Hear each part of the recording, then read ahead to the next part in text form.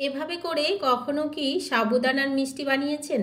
যদি বানিয়ে না থাকেন তাহলে অবশ্যই করে একবার বানিয়ে দেখুন। যে সাবুদানা খেতে চায় না সেও চেটে পুটে খেয়ে নেবে, আর এতটাই টেস্টি হয়।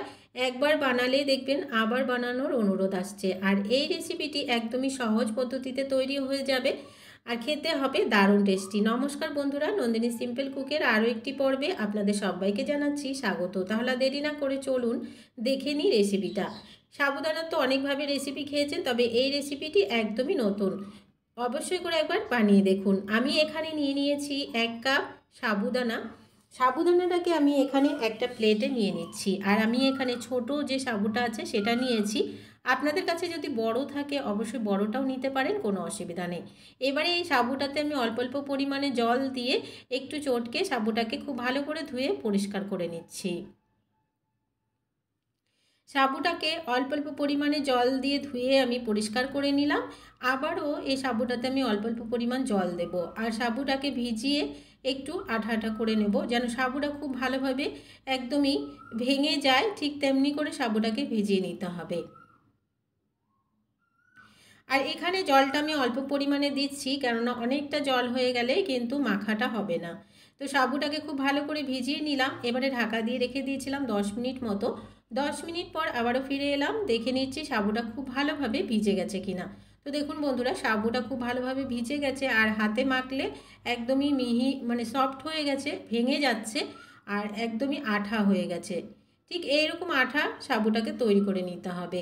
সাবুটা যখনই দেখবেন হাতে নিলে এরকম দলা বেঁধে যাচ্ছে, ভিডিওতে আপনারা দেখতেই পাচ্ছেন, ঠিক তখনই বুঝে নিতে হবে যে সাবুটা খুব ভালোভাবে রেডি হয়ে গেছে রেসিপিটি তৈরি করার জন্য। এবারে এদিকে হাতে একটু ঘি ব্রাশ করে নিলাম। ঘি ব্রাশ করে নিয়ে হাতের সাহায্যে অল্প পরিমাণে একটু সাবুর ডো নিয়ে নিলাম। আর এখানে আমি একটু ছোট ছোট করে ডোটা তৈরি করব, আর একটা ছোট ছোট করে মিষ্টি তৈরি করে নেব। একটু লম্বা করে আমি মিষ্টি শেপগুলোকে তৈরি করে নিচ্ছি। আপনারা আপনাদের পছন্দ মতো করে তৈরি করে নেবেন। একটা আমি তৈরি করে নিলাম, আরও একটা একদমই এমনইভাবে তৈরি করে নেব। আরও কিছুটা আমি সাবুর ডো নিয়ে নিলাম, আর হাতের সাহায্যেই ছোট ছোট করে মিষ্টি তৈরি করে নিলাম। এগুলোকে একদমই ছোট ছোট করে তৈরি করতে হবে, খুব বেশি বড় করলে খেতে ভালো লাগবে না।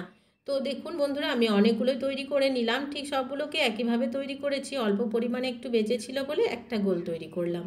এবারে এদিকে একটা কড়াই বসিয়ে দিলাম, আর এই কড়াইতে দিয়ে দিচ্ছি আমি বেশ খানিকটা জল। এখানে জলটা একটু বেশি পরিমাণ দিতে হবে, কারণ এই সাবুগুলোকে আমরা ফুটতে দেব, আর যতক্ষণ না পর্যন্ত সাবুগুলো সেদ্ধ হয়ে যাচ্ছে। তো জলটা এখানে একটু পরিমাণ মেপে দিতে হবে। তো আমি এই জলে দিয়ে দিচ্ছি 3টে এলাচ ফাটিয়ে। এবারে জলটা যখন দেখবেন হালকা একটু গরম হয়ে আসছে, তখন যে আমরা সাবুদানা মিষ্টিগুলো তৈরি করে রেখেছিলাম সব এখানে দিয়ে দিচ্ছি। এবারে এই সাবুদানার মিষ্টিগুলোকে প্রায় 10 থেকে 15 মিনিট মতো এই জলের সাথে ফুটিয়ে নিতে হবে, যতক্ষণ না এই সাবুদানাগুলো একদমই ফুলে ডাবল হয়ে যাচ্ছে। তো দেখুন বন্ধুরা, এগুলো কিন্তু আস্তে আস্তে ফুলতে শুরু করেছে। তো আরও কিছুক্ষণ সাবুটাকে আমি ফুটিয়ে নিচ্ছি। আরও কিছুক্ষণ সময় নিয়ে সাবুগুলোকে খুব ভালো করে ফুটিয়ে নিলাম। যখন দেখবেন একটু ফুলে ডবল হয়ে গেছে আর জলটাও একটু কমে এসছে, তো দেখুন ফুলে কিন্তু সবগুলোই সাবু ডবল হয়ে গেছে আর সেদ্ধও হয়ে গেছে প্রায়। এই পর্যায়ে দিয়ে দিতে হবে চিনি। এখানে আমি 1 কাপ পরিমাণ চিনি দিলাম, চায়ের কাপ মেপে। মিষ্টিটা আপনারা আপনাদের পছন্দ মতো দেবেন, আর যতগুলো আপনারা তৈরি করবেন সেই হিসাব করে এখানে চিনিটা দিতে হবে।